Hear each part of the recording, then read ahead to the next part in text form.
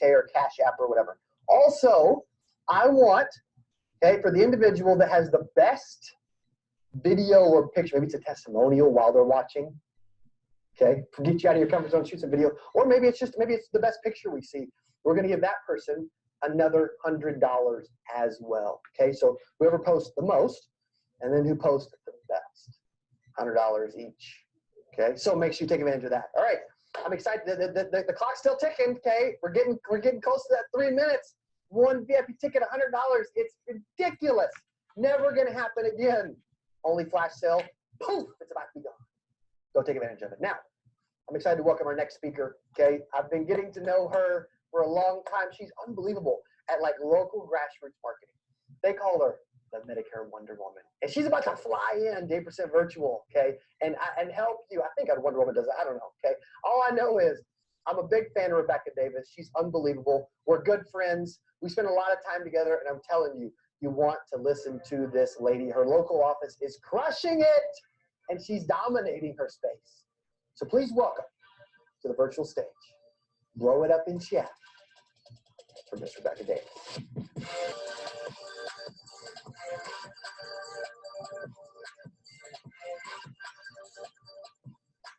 You know me as the Medicare Wonder Woman because I take the wonder out of Medicare. I also own Cannonball Insurance Solutions. I'm originally from California and I grew up on a ranch, but I moved to Texas about 21 years ago, and I got into the insurance business about 8.5 years ago. I kind of fell into it. I was pregnant with my son, and when I had him, I was looking for a different career. At the time, I was managing retail stores. And I found insurance, actually stumbled into State Farm, and after 4 years there, decided to branch out on my own, and Cannonball Insurance Solutions was created. So what a lot of you guys don't know about me, I actually was born and raised on a cutting horse ranch. If you don't know what a cutting horse is, Google it. My dad was a trainer, professional trainer, and we grew up, you know, with the hard ranch life where everything came first. The horses, the cattle, the animals. You get up in the morning, you'd bust ice if you needed to, you feed, long before your day ever got started personally. And that taught me a lot about how to work, just work ethic and what it means to work and what comes first. I eventually started showing competitively myself. I was far from a natural at it. I fell off more times than I can count. I even have professional photos of me falling off in major events. But then I would always get back on, no matter how many times I fall off. And over time, I learned how to do it very well. I actually became in the Hall of Fame by the time I was 16 in a national championship. I was on the fast track to a very lucrative career on the back of a horse. I even demonstrated our sport to the Olympic community. Not too long after that, we moved to Texas because in our business, that's where all the major competitions were having anyways. And we would come back here 3 or 4 times a year showing. So it just made sense for our family to move to Texas. But we weren't here 6 months, and I flipped my car end over end 7 times. I got ejected out the back windshield and landed in a barbed wire fence and a fire ant hill. And when I tried to get up, I realized I couldn't. I was in trouble. Next thing I know, I was being life flighted to the hospital in Fort Worth and was on the emergency floor for 18 hours. The doctors really didn't know what to do with me. I had actually broken my neck and my back in 7 places. My scapula had glass sticking out of areas that glass should not be in. And the whole time I kept coming to and waking up and fighting with the doctors because I was supposed to be on a plane to Vegas in the next couple of days for another competition. And the doctors, in their most sincere but straightforward voice, told me, yeah, that's not going to happen. Well, I got sent home a week later, and neck braces and back braces, and there I was, just basically stuck in a giant brace for months on end. Couldn't do anything. Actually could not ride, ended up not being able to ride for 3 years. And my career as a professional horse showman had ended instantly. And that put me in a very dark, frustrated, angry space. And for several years after that, I bounced around from different types of jobs, a lot of retail, did a lot of managing of retail stores, and I just wasn't in a good headspace. And then I found out I was pregnant, and it was no longer about me. I now had to make decisions for what would be best for my child. And at the time, I was managing retail stores, and I had my son while I was doing that. And in the moment of having him, I realized I no longer wanted to work nights, weekends, holidays, and that kind of schedule being dictated by somebody else. So I started scrolling through the help wanted job ads, and I found a job for insurance, State Farm insurance, in fact. And it was 9 to 5, Monday through Friday, weekends off, holidays off, paid time off. I'm like, hey, that's perfect. And I got to sell something you legally have to have. So how hard can that be? Little did I know it was a little harder than we all thought. So I started for State Farm, and I was there for about 4 years. And then through that, I got lots of great learning experience, but I realized I wasn't going anywhere with this. It was just the same thing every day. And coming from a self-employed business background that my family had established, I decided it was time to go back into that field. And so I decided at that time to become an independent insurance agent and open my own insurance office. And that's how Cannonball Insurance came to be.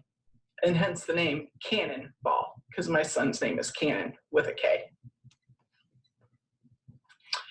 So after the idea of Cannonball Insurance Solutions was formed, now the big question, now what?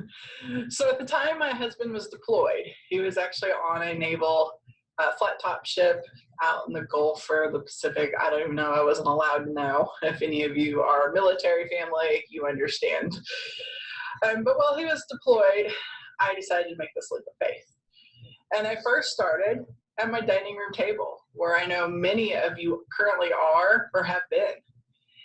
And I had my computer set up, and I was working from home. And it didn't take me too long to figure out working from home was not a good fit for this person. I would get so distracted. I'd look out the window and be like, oh gosh, the grass needs to be mowed, or the pool looks so inviting. I think I'll just go lay around it for the rest of the day, or the dishes need to be done, or the laundry needs to be done. So that wasn't working for me. I could not focus at the task at hand. I always seemed to manage to be doing most of my work after 9 o'clock at night when there was nothing else to do.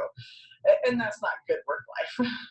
So I decided to find a small office space. And when I mean small, because I had the fear of renting a space and spending that money before I really had a business going.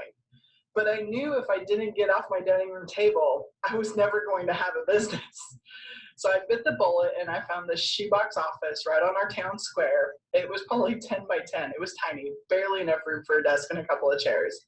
But it did have a window to the street, so I could hang a sign. And there my business started officially. And it worked. It did exactly what it needed to do. It was low rents, low maintenance. It gave a place for customers to come. And more importantly, it gave a place that I went to every day. And while I was there, all I had to focus on was my business. And just within 6 months, I was already hiring an admin. Had too much on my plate. And again, do I want to spend the money and hire an admin? But I bit the bullet, and I did. I got somebody that was part-time. She was also a single mom, so it worked out great for her because I could use her part-time while her kids were at school. And she did this simple task for me. You know, she helped me with my thank you cards and got birthday cards out. Just took stuff off my plate, which allowed me more time to focus on the business and on the clients and the sales. And with her help in our shoebox office, I was able, in about a year's time, once again, able to grow again. And then I rented my first retail location. It was about 800 square feet, I believe. It was just enough for myself, her, and another agent. Well, since I had the space, you know, you got to do what you got to do, right? You know how this business is. So I decided to get an LOA. to work out of the office to help me with the sales. Again, I had no idea how I was going to pay this person. We were still so new, and I was so scared. I was just thinking, I'm going to hire this person and I'm going to go bankrupt. I was scared to death. I even got a little creative in financing because we were still new and didn't even have a renewal base yet. And I went and refinanced my car and got a little extra cash just to put it in the kitty, just so I know it would be covered. And I laugh at that now because it was the best decision I ever made, even though it was a very fearful one, because now I'm hawking something to start my business. But I did it anyways. And I invested in my business to make it grow. And from there, we spent 2 years in that retail office, the three of us, and we boomed. We just boomed. Looking back on it, I feel so blessed. I was able to pay off that loan in 6 months. And then in 2 years, we were busting at the seams. We were tripping over each other in that office. And my mom was a real estate agent at the time.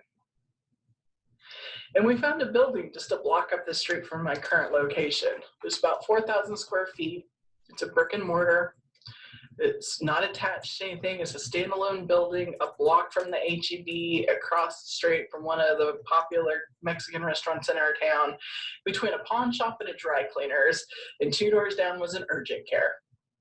It was a gold mine. It was a mess. This building was a mess. It was split into 2 different buildings. One was a tobacco shop, a vape shop. It was disgusting. And the other one had, I don't know how many different tax firms in it from one time or another, but it was awful. When we started remodeling this thing, we had 4 layers of flooring, y'all. 4. It was a mess.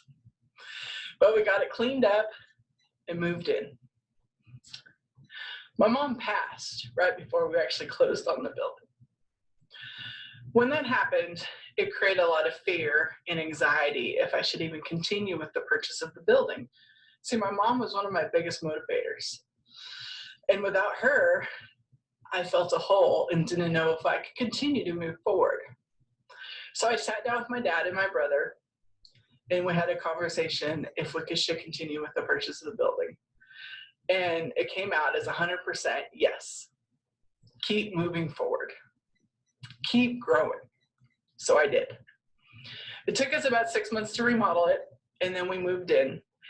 And I then had space for more agents. So I hired another LOA. Again, still wondering, but this time my residuals are up because I've now been in the business a little while. So it wasn't near as fearful, but it's still always a fear because you never know, are you hiring the right person? Are they going to do a good enough job? Are they going to do it like you do it? There's still always those fears and making the wrong decisions or even failing. But I'm a big believer, and as long as you keep moving forward, good things will happen. Funny thing about fear and failing, you know, we're all afraid of failing, but is that really what we're afraid of? Because you can fail all the time. You can fail a test. You can fail your driver's license when you're 16, but you can retake it or you can try again. I don't believe we're actually afraid of failing. I think we're afraid of what comes behind the failing. You know, once you're an adult and you have a family, your family depends on you. And when you fail in what you're doing for a living in your business, you feel like you're failing your family. You're disappointing them. Maybe you're not putting food on the table. Maybe you can't make your house payment. And I think at the end of the day, that's really what we're afraid of. It's not the act of failing in itself. It's what the failing means in the long run to us. And, you know, that's when you got to have people behind you. And I'm going to use a quote that I heard at 8% Nation last year from Justin Forsett. It hit hard to me. He said, build your huddle. And I think that is so important. And what that means is to build people around you that will support you and will pick you up when you have bad days. Will put you in your place when you need to be put in your place. People you can really lean on, whether that's family, coworkers, other agent friends. I, for one, had to go into my huddle just to make this video. I am not a professional video. If you guys have ever seen my Facebook or my TikToks, they're awful. I have an iPhone that's like from the centuries. It's a dinosaur. I know nothing about this. So I went into my huddle, and there, lo and behold, I had an agent friend that loved doing this. And she was more than willing to help me, which that is part of what makes this business so great. We have people all around us that are good at other things than just insurance. So build your huddle wisely so you can lean on people when you need them, and they will help you get through the fear of the failure and come out ahead. So build your huddle, but when you do, don't be afraid to ask for help, y'all. It doesn't matter if it's family, friends, agents. When you need help, ask for it. Because Lord knows in this business, we get stuck. It's hard. We need help, whether it's emotional support, whether it's help within the office. We just need that help. So don't be afraid to ask for help, especially from your huddle. You built them for a reason, because it's a group effort and everybody knows it. And don't forget to return the favor. So if somebody in your huddle reaches out to you, always say yes. It leads to great things. So what I'm trying to say, y'all, is whatever you do, keep moving forward. Whether it's an inch or a mile, all forward movement leads to success. That doesn't mean we won't go backwards or go side to side for a while. Just don't stop. When you stop, that leads to quitting, which leads to failure. And when you quit, that's the only way you will fail. So as long as you don't quit, you won't fail.